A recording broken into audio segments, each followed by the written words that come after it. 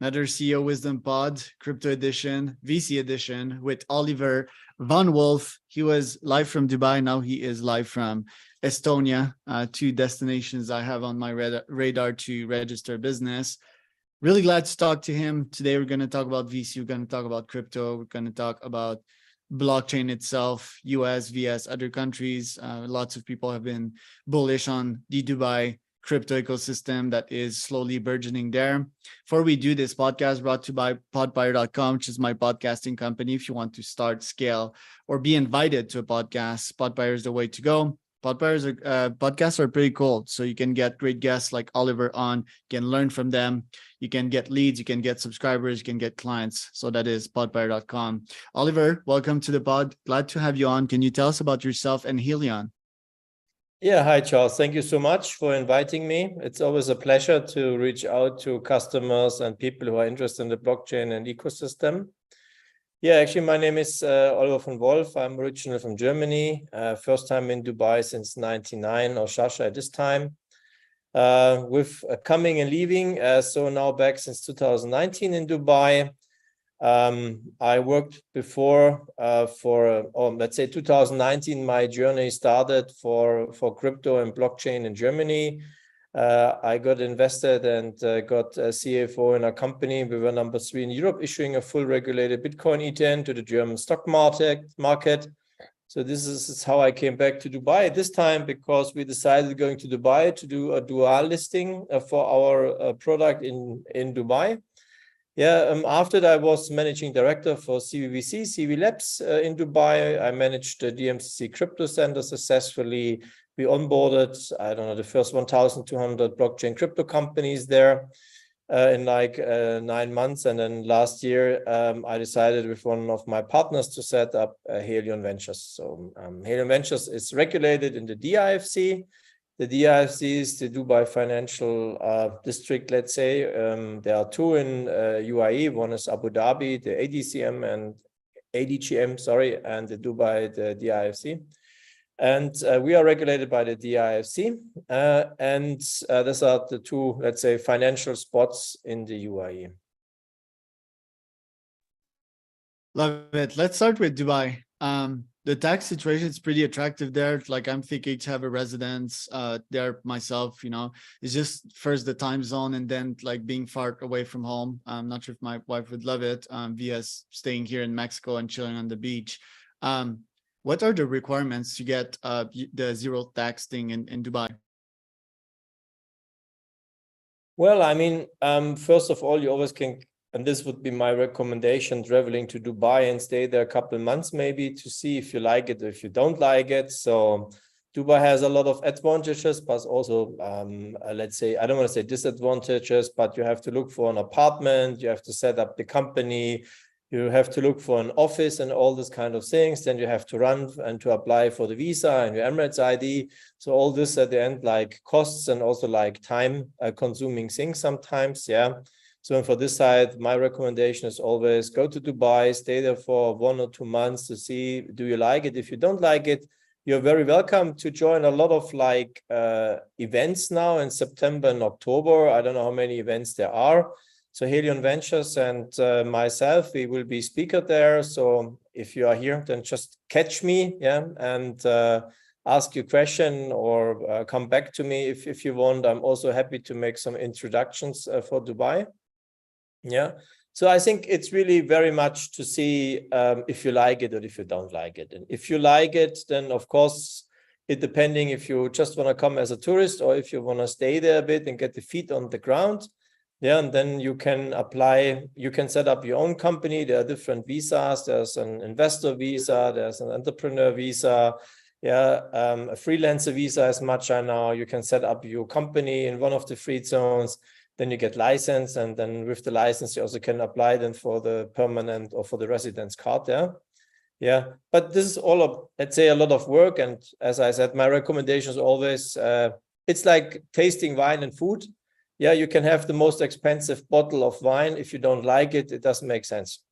So it's a bit the same with Dubai. So come to Dubai, have a look if you like it. If you don't like it, and if you like it, then then just go forward. Happy to help them a bit more. Yeah, so good recommendation. Me, it was more like on a personal level, because on a personal level, 0% tax. Like my company is mostly set, although I'm also looking at Estonia. But I believe that, yeah, if I get my residency, or not sure if I can get the citizenship, but that is 0% taxation. Can you confirm that? And then how long do I need to stay in Dubai to actually get that paper? Oh, well, I'm not a tax advisor. So, and also we had a change in Dubai. We have now a kind of corporate tax. Yeah, Saudi started 1 or 2 years ago. Now also Dubai followed. Yeah, but principally, if you are in a free zone and you're still doing business outside of the country, it's still tax-free. Yeah. So, and of course, you don't have any income taxes in Dubai, so you can spend your money, I would say, as you like, left, right pocket. Yeah. Principally, what I really like on Dubai is they have been built up over the last year in an amazing infrastructure in Dubai. Yeah, digital Dubai, Dubai blockchain. Now in November comes the COP28 for sustainability and EBS. I think they have really implemented a great infrastructure. They're very progressive, and they want to grow and they want to implement all these new technologies. You have also a lot of investors in Dubai. From the capital side, it's also well packed. You most likely always find some investors for good projects. Yeah, so even now in the bear market, it's still possible. Yeah, if you have a serious project and you're looking for serious people, it's still like an opportunity to find there. Yeah. And on the other side, especially during the COVID time, we got a lot of human capital, means expats, means a lot of people from Europe, of course, as well, like let's say from Russia and Ukraine. Yeah. But I would say this really good people, very educated. Most of them have university degrees. Yeah. And yeah, I think you have these 3 elements, which makes a good ecosystem and gives you the possibility to grow. On top of it, Dubai is a bit like a spider between the Asian market, Indian market, Middle East market, Europe, and as well Africa. Yeah. But more and more US people or US companies also coming to Dubai because they see the potential and grow. Saudi is opening, but still, let's say, I would say 15 years or 20 years back from Dubai about the regulation, let's say the freedom of regulation. So in Dubai, you can have your 100% own company. Yeah, you're very much independent and flexible in these things. In Saudi, it's still a bit maybe more, let's say, regulated and takes a bit longer from the authority sides. But Saudi is also a huge market, and it's coming very strong. There's a lot of activities, yeah. And also here is a bit different. If you really want to develop something, I would say I would recommend. So if you really develop something by yourself with a team in place, yeah, or if you really want to bring something from outside inside. So outside inside, always Dubai is a good place to be. Yeah, if you compare with other, let's say, locations in GCC. Because Dubai is very open for I don't want to say for everyone, but it's very open for entrepreneurs and people who are bringing know-how and knowledge to Dubai. Right. A lot of people are also bullish about these ecosystems, as US is not really progressivist or progressist with an S when it comes to blockchain. They've not been welcoming the technology as they should have. Obviously, I think one aspect is, yeah, they want a strong US dollar, and they're kind of scared of the effects of putting more of their energies into BTC, for example. I think they would not like that, and they use USD as power as well throughout the world, so they don't want to lose that power. And also, they've seen a bunch of scams, so I think they're not bullish on that. But I think, yeah. What do you think will happen with Coinbase? Talking about that, I see that they've deployed in Canada. I think that was last Monday. Do you think Coinbase is going to stay in the US? Coinbase being arguably the largest and most serious quote unquote crypto company in the world, or do you think they will eventually move? Well, I'm not in the management of Coinbase, so I cannot say much about it, but I can say something about the regulations in Dubai. Yeah. So, I mean, Europe facing the same issues as, let's say, the US facing when it's coming to blockchain and crypto. Yeah. Dubai, they're trying to build now the first regulation around virtual and digital assets, and they are also like here very progressive, and Dubai is one of the first countries, let's say, who going this way, to get a real government regulation on place, And so from this side, if you ask me personally, I always would have a better feeling going to Dubai, because Dubai is very simple. They following the business.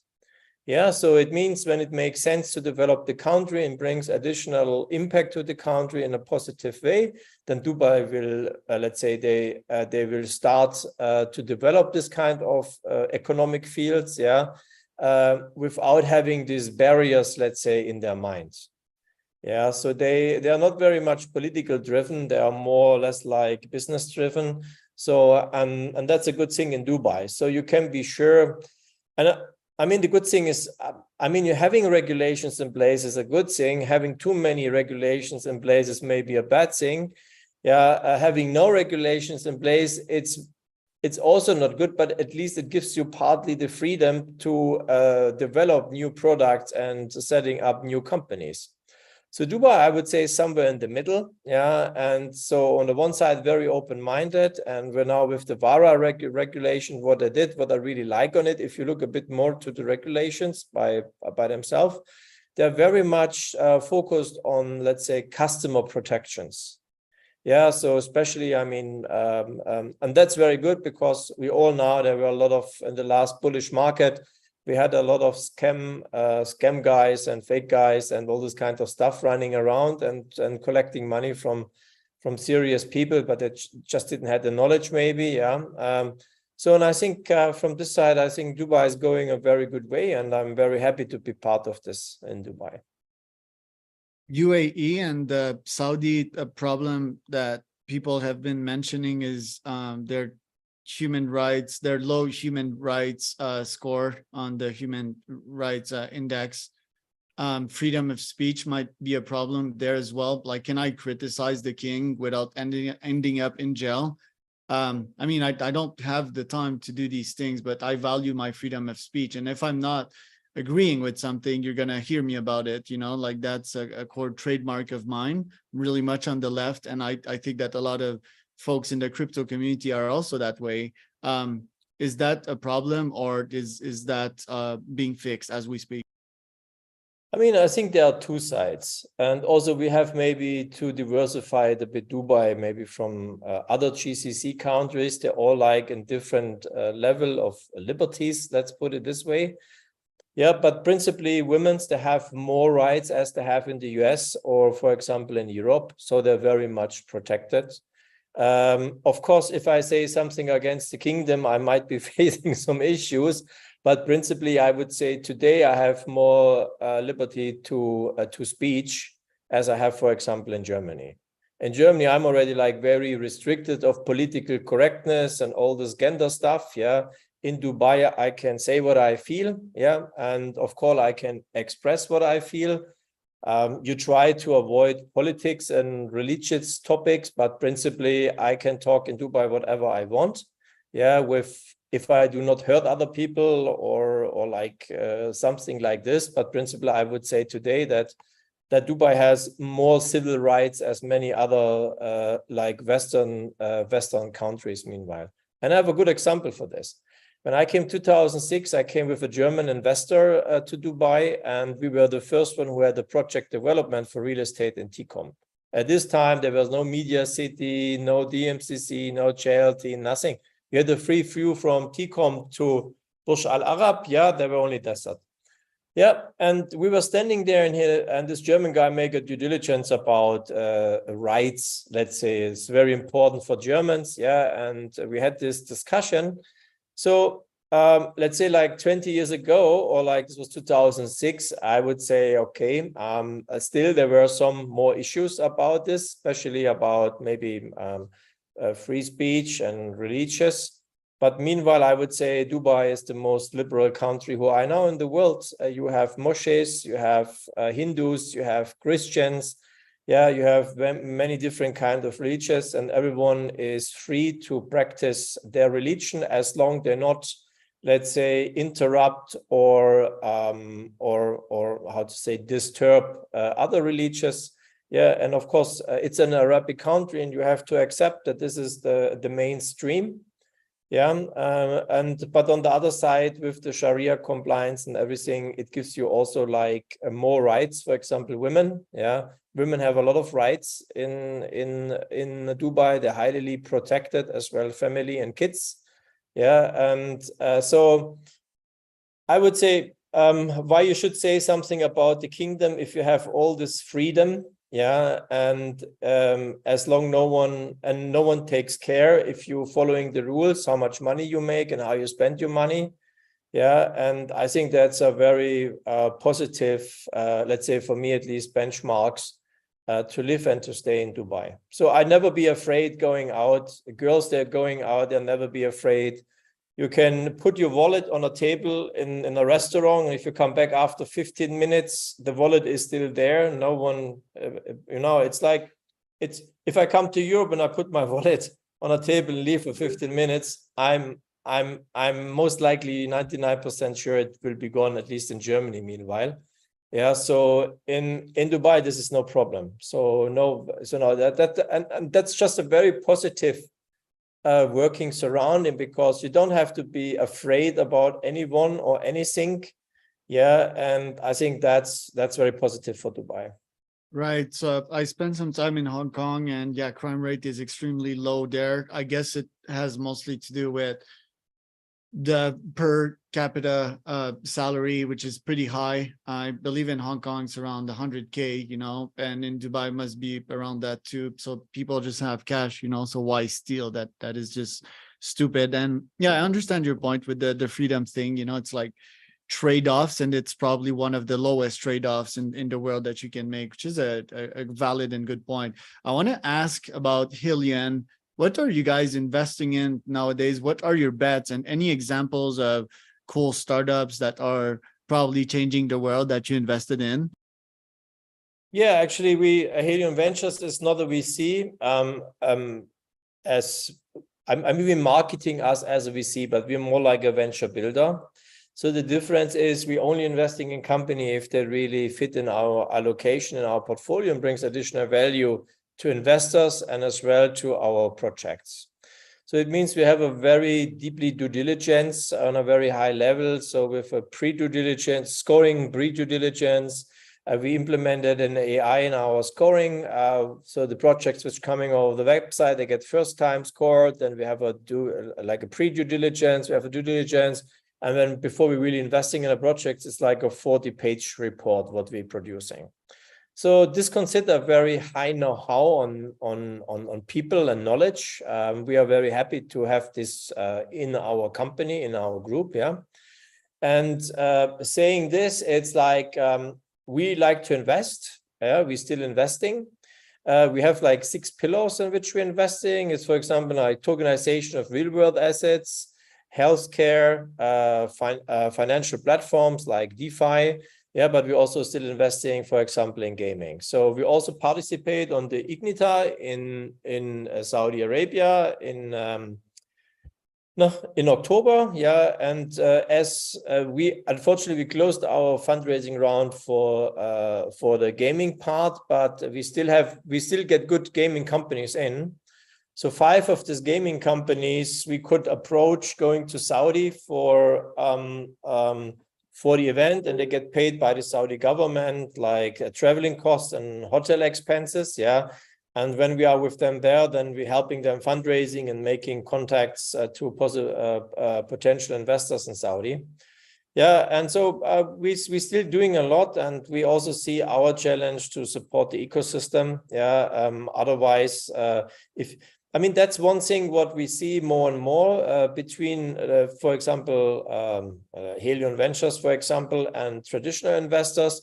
The traditional investors, sorry, they're very much disconnected from the new, let's say, emergency markets. New emergency markets, Web3, digitalization, all this kind of companies and products. And in their equity portfolios, they do not get the return on investments anymore as used to be. But you have here this, let's say, 20 years old guy developing their own decentralized ledger technology, yeah, and you have here this, I don't know, 70 years old guy sitting of a whole bunch of money, but they're disconnected. Yeah, and Helion Ventures, we're trying to build a bridge here.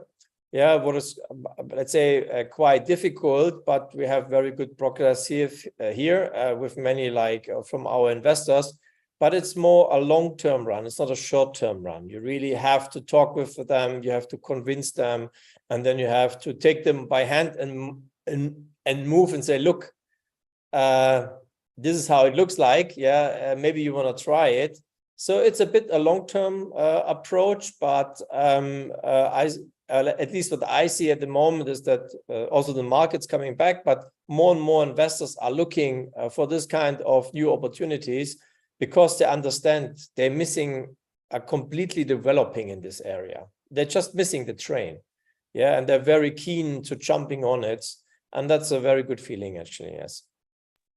Last question, Ollie. What are your goals this year? There's 4 months remaining. What do you want to accomplish? Actually, what I would like to accomplish is to finalize our setup by Helion Ventures.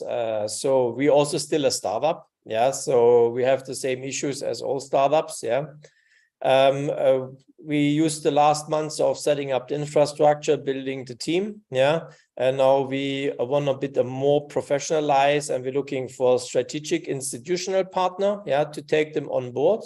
Yeah, just to have a better pipeline stream. I mean, we have a great deal flow.